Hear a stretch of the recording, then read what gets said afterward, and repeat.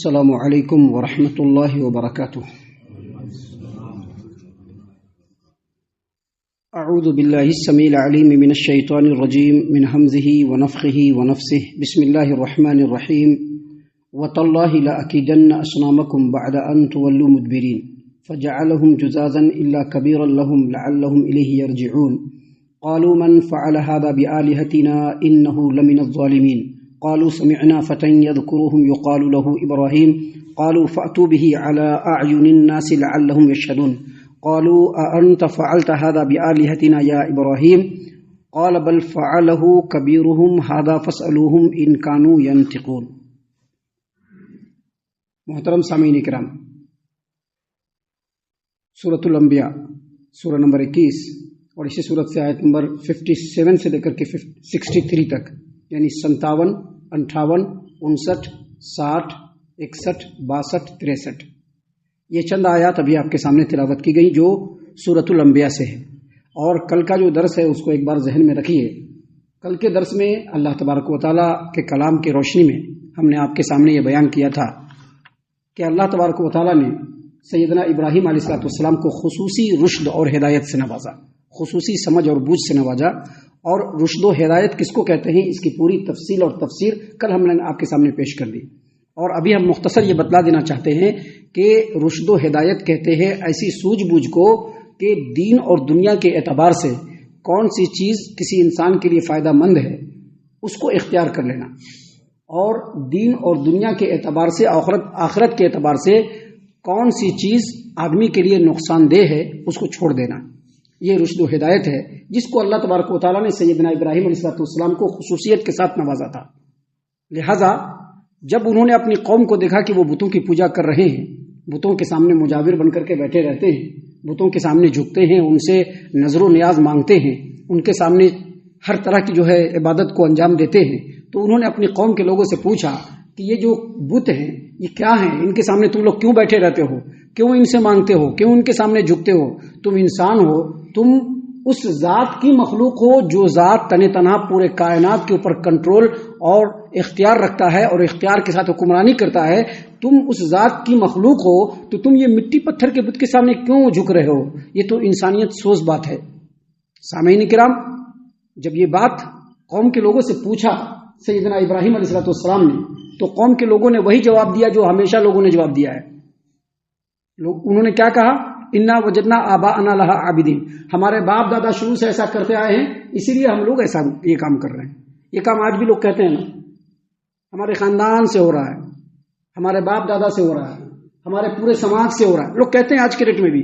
Same وہی جواب ابراہیم علیہ السلام کی قوم نے بھی دیا، سیم وہی جواب نبی کریم صلی اللہ علیہ وسلم اور مسلمانوں کو مشرکین مکہ نے بھی دیا، اور سیم وہی جواب آج بھی لوگ دیتے ہیں۔ نہیں، ہمارے یہاں بڑے زمانے سے ایسا ہو رہا ہے۔ زمانے سے کیا ہو رہا ہے اللہ آپ سے وہ نہیں پوچھے گا، یاد رکھیے گا۔ زمانے سے کیا ہو رہا ہے رب آپ سے وہ نہیں پوچھے گا، رب آپ سے یہ پوچھے گا کہ یہ جو قرآن کریم ہم نے محمد صلی اللہ علیہ وسلم پر نازل کیا یہ تم تک پہنچا کہ نہیں پہنچا؟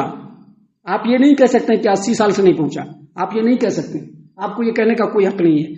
80 سال کے بعد بھی اگر آپ کے پاس پہنچا ہے اور آپ باحیات ہے تو آپ کو اس کو ایکسپٹ کرنا پڑے گا، اور ایکسپٹ کر کے اس کے اوپر عمل کرنا پڑے گا۔ اگر آپ نے اس کو ایکسپٹ نہیں کیا، اگر آپ نے اس کو ایکسپٹ نہیں کیا تو رب العالمین کے بارگاہ میں آپ خود جواب دہ ہوں گے، کیونکہ اللہ نے آپ کو دنیا میں جن چیزوں سے آپ کو فائدہ ہے اس کو پہچاننے کا ہنر دیا ہے، دیا کہ نہیں دیا ہے، کہ ہم کو ان کن چیزوں سے فائدہ ہے، جن چیزوں سے نقصان ہے اس سے بچنے کا ہنر دیا ہے۔ تو اسی طرح سے آخرت کے معاملے میں آپ اگر اللہ تبارک و تعالیٰ کے اتارے ہوئے کلام کے مطابق عمل کریں گے، نبی کے بتائے ہوئے طریقے کے مطابق عمل کریں گے تو بچنے کے چانسز ہیں، اور اگر نہیں کریں گے تو بچنے کے 0.0% بھی چانسز نہیں ہے چانس۔ تو سامعین کرام، قوم کے لوگوں نے جواب دیا کہ ہمارے باپ دادا شروع سے ایسا کرتے آئے ہیں اس لیے ہم لوگ ایسا کر رہے ہیں۔ تو ابراہیم علیہ السلام نے برجستہ کہہ دیا کہ چاہے تمہارے باپ دادا گمراہی ہوں پھر بھی تم باپ دادا کی پیروی کرو گے؟ کیا رب العالمین جو ذات گرامی ہے ان کی طرف سے اتارے ہوئے جو کائنات کے اندر اتنی ساری چیزیں اس پر غور و فکر نہیں کرتے؟ یہ جو بت ہیں یہ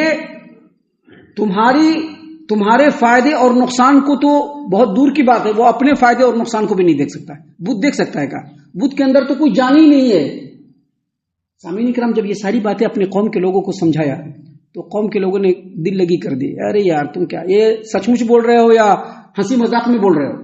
جب قوم کے لوگوں نے سمجھانے کے بعد بھی نہیں سمجھا تو قوم کے لوگوں کے درمیان ہی سیدنا ابراہیم علیہ السلام نے پہلے دل میں خیال کیا کہ یہ لوگ باتوں سے سمجھ نہیں رہے ہیں، ان کو دلیل دے کے سمجھا رہا ہوں تو سمجھ نہیں رہے ہیں، ان کو ڈیمو دینا پڑے گا۔ ابھی ڈیمو دیتے ہیں نا، ڈیمو دیتے ہیں کوئی چیز بتانے کے لیے۔ آپ اپنے گھر میں اگر کسی چیز کو مشینری کو انسٹال کرائیں گے تو کمپنی سے ایک آدمی آتا ہے، وہ ڈیمو دیتا ہے، دیکھو ایسے چلانا ہے، ایسے چلانا ہے، ایسے کرنا ہے۔ ابراہیم علیہ السلام دیکھیے اس زمانے میں ڈیمو دینے کی بات ہو رہی ہے۔ آج لوگوں نے صرف الفاظ بدل دیے ہیں، وگرنہ آپ انبیاء کی زندگی میں جھانک کر کے دیکھیں گے تو جو جو چیز آپ آج کر رہے ہیں وہ انبیاء نے پہلے ہی کر کے دکھلا دیا ہے۔ تو ابراہیم علیہ السلام نے دل میں سوچا کہ ان لوگوں کے سامنے ایک ڈیمو دینا پڑے گا تبھی ان کو سمجھ میں آئے گا۔ لیکن جن لوگوں کو ماننا نہیں ہوتا ہے نا، ان کو ڈیمو بھی دے دیجیے گا تو وہ نہیں مانیں گے، کیونکہ ان کو اپنی ہی ہٹ درمی پر رہنا ہے، ان کو اپنی ہی ہٹ درمی پر رہنا ہے، ان کو ڈیمو دینے کے بعد بھی نہیں مانیں گے وہ۔ ابراہیم علیہ السلام نے پہلے دل میں سوچا کہ ان کو ڈیمو دینا پڑے گا اور لوگوں کے سامنے ذرا سنا کر کے، تاکہ لوگوں کو پتہ چل جائے کہ ہاں ابراہیم کچھ کہہ رہا تھا۔ کہا، اللہ نے فرمایا، ابراہیم علیہ السلام نے کہا تاللہ، ابراہیم علیہ السلام نے کہا تاللہ لأکیدن اصنامکم وتاللہ لأکیدن اصنامکم بعد ان تولوا مدبرین۔ تم لوگوں کے چلے جانے کے بعد میں تمہارے بتوں کے ساتھ ایک حساب کتاب کروں گا، ایک چال چلوں گا ان کے ساتھ میرا ایک معاملہ ہے، تم لوگ ذرا چلے جاؤ۔ ابھی ایک بات اس انداز میں کہا کہ لوگوں نے سمجھا کہ شاید ہنسی مذاق میں کرا ہے، لوگوں نے اس پر نوٹس نہیں لیا، انہوں نے کہہ دیا لوگوں کے سامنے، چند لوگوں نے سن بھی لیا۔ حافظ ابن کثیر رحمۃ اللہ علیہ نے کہا کہ چند لوگوں نے سن بھی لیا، اور ابراہیم علیہ السلام نے یہ بات اس لیے زور سے کہی تھی تاکہ لوگ سن لے، تاکہ جب بعد میں جو چیز سامنے آئے تو فوراً پہلے میری طرف ان کی نظر جانی چاہیے۔ اور یاد رکھیے، جو توحید پرست ہوتا ہے وہ کبھی بھی کسی سے ڈرنے والا نہیں ہے۔ توحید پرست حق بات کو لوگوں کے سامنے بولنے اور حق بات کو لوگوں کے سامنے واضح کرنے میں کبھی بھی اپنے دل کے اندر ڈر محسوس نہیں کرے گا۔ کیوں؟ کیونکہ اس کو معلوم ہے کہ اس روئے زمین پر فائدہ پہنچانے والا رب کی ذات کے سوا کوئی نہیں ہے۔ رب نے جتنا ہمارے مقدر میں فائدہ لکھا ہوگا اتنا فائدہ ہر حال میں مجھ کو مل کر کے رہے گا، اور رب نے جتنا نقصان میرے مقدر میں لکھا ہوگا وہ ہم کو ہر حال میں مل کر کے رہے گا۔ سامعین کرام، لوگوں کے سامنے ذرا اونچی آواز میں کہا کہ میں تم لوگوں کے بتوں کے ساتھ ایک حساب کتاب کروں گا، ایک داؤں کھیلوں گا۔ بات آئی گئی ہو گئی۔ آج کے دن میں یہ بات ابراہیم علیہ السلام نے یہ کہی ہے، آج کے دن میں، اور کل ہی ان لوگوں کے ہاں نوروز بول کر کے ایک عید، جس میں لوگ خصوصیت کے ساتھ ایک جگہ اکٹھا ہو کر کے میلے میں جاتے ہیں۔ جیسے مسلمانوں کی عید ہوتی ہے تو سارے لوگ کہاں جاتے ہیں؟ عیدگاہ میں جاتے ہیں۔ ویسے ہی نوروز میں سارے لوگ مل کر کے ایک میلے میں عرس کے طور پر اکٹھا ہوتے تھے۔ صبح ہوئی، قوم کے لوگ ریڈی ہوئے، تیار ہوئے، صبح صبح سب لوگ ریڈی ہو گئے، گھر کے بڑے بوڑھے بچے عورتیں خاندان کے سب لوگ، قوم قبیلے کے سارے لوگ تیار ہو گئے، اچھا اچھا کپڑا پہن کر کے پہلے گئے اور جا کر کے بتوں کے سامنے نظر و نیاز رکھ دیا، اور اس کے بعد اب میلہ جانے لگے۔ جب میلہ جانے لگے تو ابراہیم علیہ السلام سے کہا تم بھی چلو۔ تو ابراہیم علیہ السلام نے، قرآن کریم میں دوسرے مقام پر ہے، فَنَظَرَ نَظْرَةً فِي النُّجُومِ، انہوں نے ستاروں کی چال کو دیکھنا شروع کیا۔ ایسے کیوں دیکھنا شروع کیا؟ کیونکہ ان لوگوں کا ستاروں پر وشواس تھا، وہ لوگ ستاروں پر وشواس رکھنے والے تھے۔ وہ لوگ ستارے جو ہوتے ہیں، بڑے بڑے ستارے، ان میں کون کون ستارہ ہے ان کا بت بنا کر کے اس کی پوجا کیا کرتے تھے وہ لوگ۔ تو ابراہیم علیہ السلام نے پہلے ستاروں میں سے دیکھا اور کہا کہ میں بیمار ہوں۔ ستاروں میں اس لیے نہیں دیکھا کہ ستاروں کے چال پہ ان کو یقین تھا، بلکہ اس لیے دیکھا کہ قوم کے لوگ کمپلیٹلی یقین کر لے کہ ابراہیم جو ہے وہ صحیح بول رہا ہے، اگر ابراہیم کو لے کے گئے تو وہاں پر ہمارے رنگ میں بھنگ پڑ جائے گا۔ تو انہوں نے ستاروں کی طرف دیکھا۔ ابھی ستاروں کو دیکھ کر کے اچھا پھل نکالتے ہیں، برا پھل نکالتے ہیں، نہیں ایسا کریں گے تو اچھا ہو جائے گا، ایسا کریں گے تو برا ہو جائے گا۔ تو انہوں نے پہلے ستارے کو دیکھا اور پھر کہا کہ میں بیمار ہوں۔ کیوں ایسا کہا؟ تاکہ لوگ یہ سمجھ لیں گے اگر ابراہیم کو لے گئے تو کچھ نہ کچھ پریشانی کی بات ہو جائے گی، لہذا ابراہیم کو چھوڑ دیا گھر کے اندر علیہ الصلوۃ والسلام۔ سب لوگ چلے گئے۔ جب سب لوگ چلے گئے اب ابراہیم علیہ السلام کو موقع ملا۔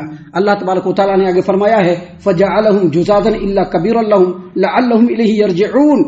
چنانچہ ابراہیم علیہ السلام بڑے بت کو چھوڑ کر سارے بت کو ایک بڑا کلہڑا لیا، تیز ترار کلہڑا، ایک تیز ترار جو ہے وہ کلہڑا جسے لکڑی کاٹتے ہیں نا کلہڑی سے، بڑا کلہڑا لیا، اٹھایا اور جا کر کے جو بڑا کا بت تھا ایک دم سب سے بڑا بت، سب کا سردار تھا، اس کو چھوڑ دیا اور باقی چھوٹے تمام بتوں کو مار مار کر کے تہس نہس کر دیا، گرا دیا۔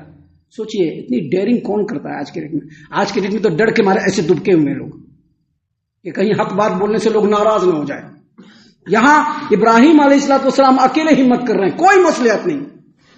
کبھی بھی حق بات کو بولنے میں ڈرنا یہ ایمانی شان کے بالکل خلاف ہے، یاد رکھیے گا۔ کبھی بھی حق بات ہمارے سامنے غلط ہو رہا ہے اور ہم نے اس کو اگر نہیں روکا، نہیں ٹوکا، تو یاد رکھیے شریر کا مر جانا موت نہیں ہے بلکہ ضمیر کا مر جانا موت ہے۔ اصل شریر مرنا یہ موت نہیں ہے، کیونکہ انسان اس کے بعد بھی زندہ رہتا ہے، نہیں زندہ رہتا ہے کیا؟ مرنے کے بعد بھی زندہ رہتا ہے، لیکن اگر ضمیر مر گیا تو سب سے بڑی موت وہی ہے۔ لہذا حق بات کو کبھی بھی بولنے سے کترانا نہیں چاہیے۔ اللہ کے رسول صلی اللہ علیہ وسلم نے کہا ہے کہ افضل الجہاد کلمۃ الحق عند سلطان جائر، ظالم و جابر بادشاہ کے سامنے حق بات کہنا یہ سب سے بڑا جہاد ہے۔ تو حق بات کہنے سے کبھی بھی کترانا نہیں چاہیے، کیونکہ ہمارے اور آپ کے نفع اور نقصان کا مالک صرف رب العالمین ہے اور دوسرا کوئی نہیں ہے۔ محترم سامعین کرام، سیدنا ابراہیم علیہ السلام گئے، پوری قوم خلاف ہے، سب کا سب کافر و مشرک ہے، گھس گئے بت خانے میں، سارے بتوں کو توڑ دیا اور توڑ کر کے کلہاڑا جو ہے وہ بڑے بت کے گردن میں لٹکا دیا، بڑے بت کے گردن میں لٹکا دیا۔ کیوں لٹکایا؟ اللہ نے فرمایا لعلہم یرجعون، ان کی سوچ یہ تھی کہ لوگوں کے دماغ میں پہلے انہی کی بات جائے، ایک معنی یہ بھی لیا گیا ہے، اور دوسرا معنی یہ لیا ہے کہ بتوں کے بارے میں لوگ سوچے کہ یہی کیا ہے، لیکن اس معنی سے زیادہ جو معنی ہے وہ یہ کہ ایسا اس لیے کیا تاکہ وہ لوگ ابراہیم علیہ السلام کی طرف رجوع کریں، کیونکہ ابراہیم علیہ السلام نے پہلے ہی سب کے سامنے کہہ دیا تھا کہ تمہارے بتوں کے ساتھ کوئی داؤں کھیلوں گا۔ اب جب سارے کے سارے لوگ لوٹے میلے سے، عید سے، تو پہلے گئے بت خانے میں تاکہ جا کر کے جو ہے ذرا متھا اتھر ٹیک لیں گے، بتوں کے پاس متھا اتھر ٹیک لیں گے۔ گئے سب، جیسے گئے تو دیکھا کہ پوری دنیا بدلی ہوئی ہے، سارے کے سارے بت ٹوٹے ہوئے ہیں اور جو بڑا والا بت ہے اس کے کندھے پر کلاڑی لٹکا ہوا ہے۔ تو پوچھا من فعل هذا بآلهتنا انه لمن الظالمین، ہمارے معبودوں کے ساتھ یہ کرنے والا بڑا ظالم ہے۔ اب تو بہت مصیبت کی بات ہو گئی، ہمارے معبودوں کو توڑ پھوڑ کیا ہے، اب معبودوں کا جو ہے قہر ہم لوگوں کے اوپر نازل ہوگا۔ اس لیے اس وقت ہمارے سامنے ایک ہی چارہ ہے کہ جو ظالم ہے اس کا سراغ لگایا جائے، اس کی کھوج کی جائے اور اس کو قرار واقعی سزا دیا جائے۔ جب یہ بات سارے قوم کے لوگوں نے کہا تو جن لوگوں نے سنا تھا ابراہیم علیہ السلام کے منہ سے، جن لوگوں نے ابراہیم علیہ السلام کے منہ سے سنا تھا کہ ابراہیم نے کہا کہ تمہارے بتوں کے ساتھ کوئی نہ کوئی داؤں کھیلوں گا، قالوا، تو ان لوگوں نے کہا سمعنا فتى يذكرهم يقال له ابراہیم، ہم نے ایک نوجوان کو کہتے ہوئے سنا تھا جس کو ابراہیم کہا جاتا ہے، وہ ایسا ایسا کہہ رہا تھا کہ بتوں کے ساتھ چال چلیں گے۔ یہی کرنے والا آدمی ہے، بے شک دوسرا کوئی نہیں کرنے والا ہے۔ سامعین کرام، قالوا، لوگوں نے کہا فاتوا به على اعین الناس لعلهم يشهدون، اس کو برسر عام لاؤ، تمام لوگوں کے سامنے، پہلے سب لوگوں کو جمع کرو، قوم کے تمام لوگوں کو جمع کرو، کیونکہ بہت بڑی بات ہے، ہمارے معبودوں کے ساتھ اتنا بڑا جو ہے حرکت کیا ہے، یہ بہت بڑی بات ہے، سب لوگوں کو جمع کرو اور لوگوں کے سامنے اس کو لاؤ۔ اور ابراہیم علیہ السلام بھی یہی چاہ رہے تھے، وہ بھی یہی چاہ رہے تھے کہ لوگوں کے سامنے لانا ہے بات کو، لوگوں کے سامنے لاؤ۔ فاتوا به علی اعین الناس، لوگوں کے سامنے لاؤ، لعلہم یشهدون، تاکہ لوگ دیکھیں کہ ہم ایسے مجرم کو کتنی عبرتناک سزا دیتے ہیں تاکہ آگے سے کسی کو سر اٹھانے کی نوبت نہیں آئے۔ سامعین کرام، جب ابراہیم علیہ السلام کو بلایا گیا، آئے، پوچھا لوگوں نے، قالوا، لوگوں نے پوچھا انت فعلت هذا بآلهتنا یا ابراہیم، ہمارے معبودوں کے ساتھ یہ جو معاملہ ہوا ہے کیا تم نے کیا ہے ابراہیم؟